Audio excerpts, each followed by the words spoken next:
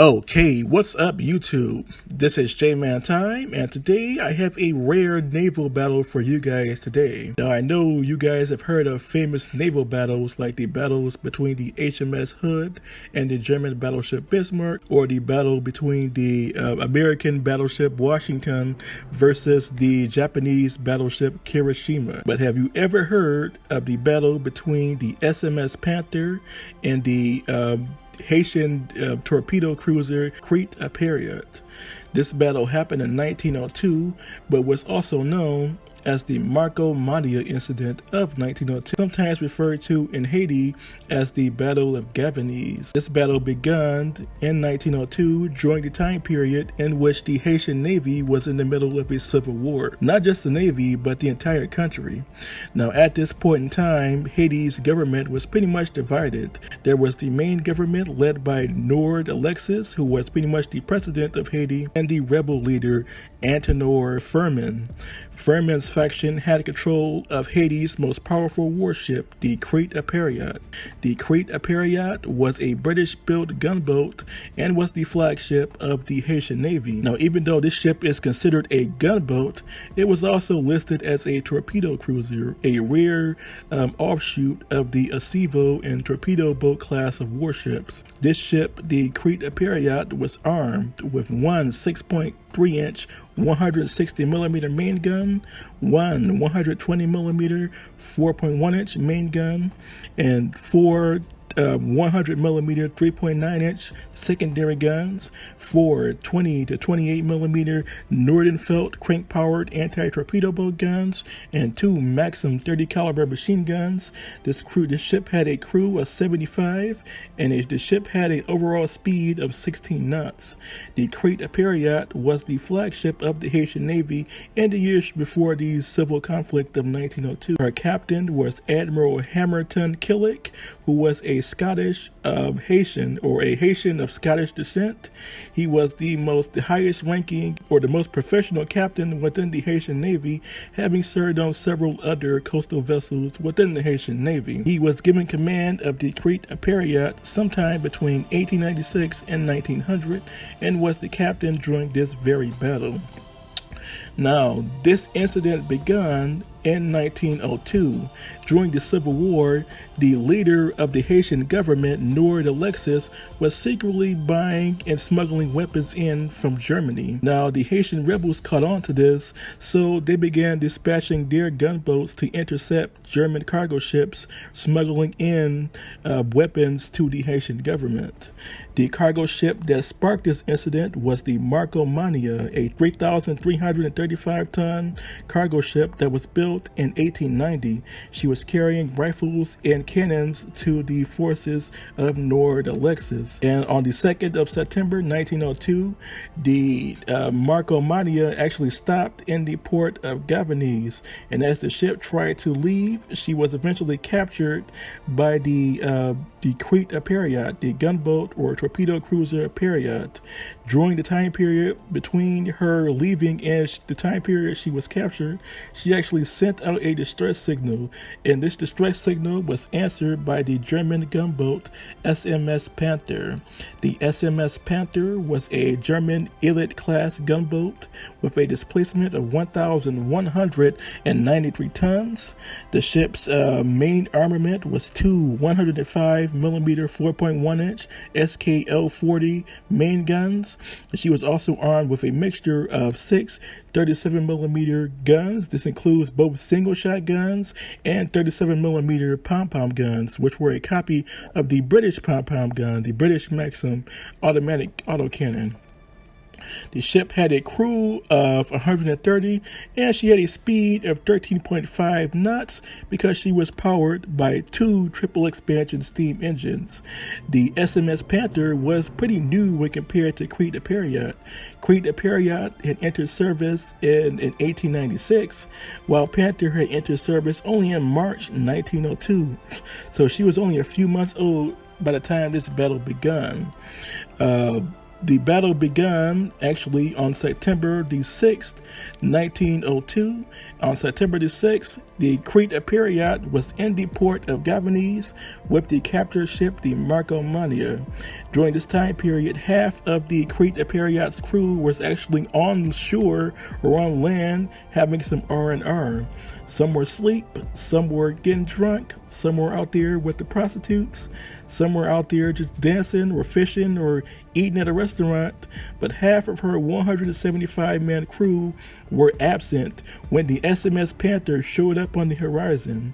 This shocked the captain, Hamilton Killick, who was not expecting a German gunboat to be in the area. The remaining crew began to prepare for battle, but the problem was the ship's guns were outdated. Since the ship was built in 1896, most of her armament were pre-1896 weapons. The remaining crew spotted the SMS Panther.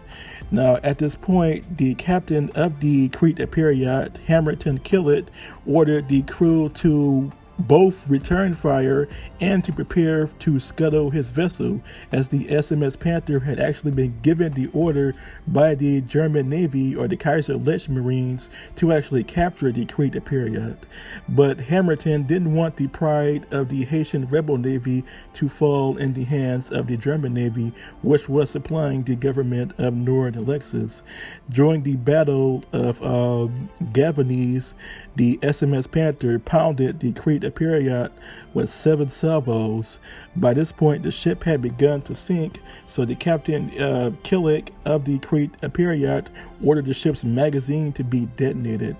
By this point, most of the crew had been ordered to evacuate, with the exception of Killick himself and 4 of the crew tasked with scuttling the ship. The ship's magazine, 6.3-inch magazine, was detonated, but the ship surprisingly stayed afloat for a few hours. About an hour later, actually, the SMS Panther got within closer range and fired about 30 shots into the Crête-à-Pierrot, finishing the ship off permanently. The Crête-à-Pierrot's burning hulk then settled to the bottom of the port of Gavini's, where the ship can actually be still seen, at least on sonar, to this very day. This was the first battle in which the Haitian Navy had actually engaged a European Navy since the era of the Revolution, the Haitian Revolution of 1802. So it had been over 100 years exactly to the year in which the last time Haiti fought a foreign navy, and that was the French Navy to be exact. This went down as one of the most embarrassing military defeats in Haitian history since the War of 1802, or the War of Independence of 1802. So this was pretty much one of the, blunders of the Haitian Navy. A few months to a year later, the guns and machinery from the Crête-à-Pierrot were actually salvaged, along with the remains of the 4 crew plus the Captain Hamilton, who went down with the ship. If you go to Haiti today, there is actually a naval base called Killick Naval Base, and it's actually named after Captain Hamilton Killick. And at that naval base, you can see some of the guns from the Crête-à-Pierrot. The Pierrot's 3.9-inch guns were mostly salvaged and used as sure artillery for a few decades afterwards, but eventually they were retired, and it can be seen at the Killick Naval Base. The 6.3-inch gun, I don't know what happened to that weapon from the Crête-à-Pierrot. It's probably sold for scrap or whatever, But in terms of the significance of this battle, this was literally the first time, or one of the few times in history, where a Caribbean navy took on a more powerful navy. Now, the SMS Panther went on to have a long naval career. The ship became one of the most famous ships in the Kaiserliche Marines in the years before and during World War I. The ship was eventually retired in March 1931 after serving 28 years in the German Navy. Now, this ship could have actually served a lot longer, because there were other ships from this time period still in service with the German Navy post 1931. But the problem was the Navy of the Weimar Republic, which was the government that replaced the imperial government following World War I, didn't keep a lot of their pre-dreadnought style warships up to date, with the exception of the pre-dreadnought battleships. So by the time 1931 came around, the SMS Panther was in a pretty bad shape. She had been poorly kept by the Navy, and the Germans didn't see any use for her, so she was eventually sold for scrap metal in March 1931, thus ending one of Germany's most successful gunboats. In fact, the SMS Panther probably is the most successful gunboat in the German Navy's history, as she is the only gunboat that has actually sunk a warship of similar size to her own. So that's pretty much it.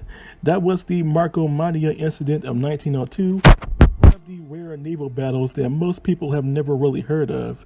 You guys have all heard of famous naval battles like the battle between the Bismarck and HMS Hood, or the battle between the USS Washington and the Japanese battleship Kirishima, but no one has ever heard of the battle between the Haitian torpedo cruiser Crête-à-Pierrot and the German gunboat SMS Panther, which was literally one of the most famous naval battles in modern Caribbean history.